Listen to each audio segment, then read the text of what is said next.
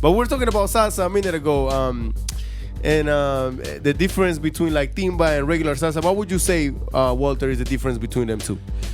Timba, Cuban salsa is it's like a fusion of many things. It's the base is son. Son comes from Cuba and eventually became salsa in New York.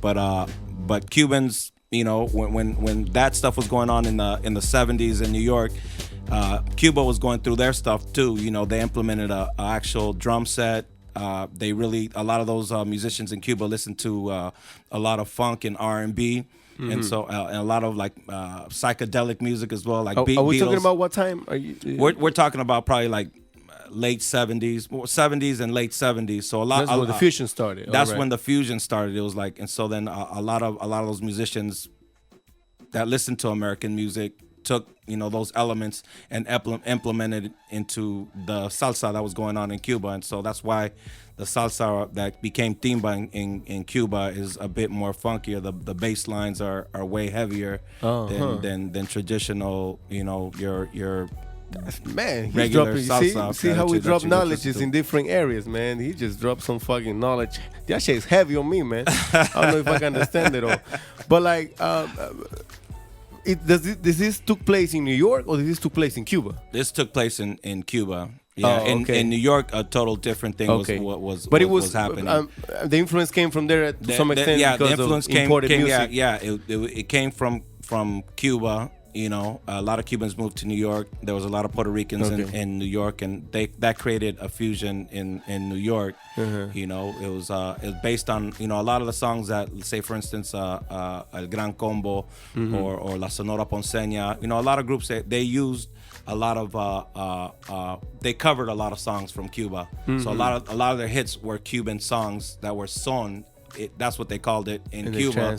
And then when it got to the United States, you know, they made a fusion with it. You know, the elements that were happening in New York. You know, Puerto Ricans have their own music, bomba y plena, of course, and so it just combined. It was just like a combination, and they called it salsa. I'm also assuming that it has to do with I don't know. It helps to the evolution of music into its own genre when there's seclusion.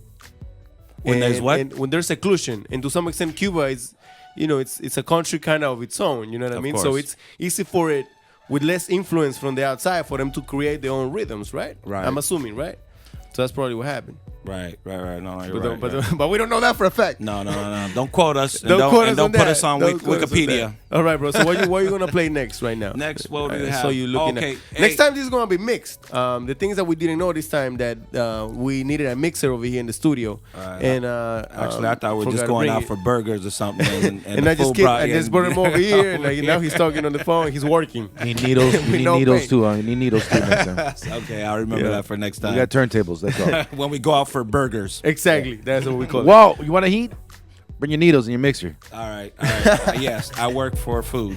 But next week we're gonna be mixing for sure. So you guys get a little more.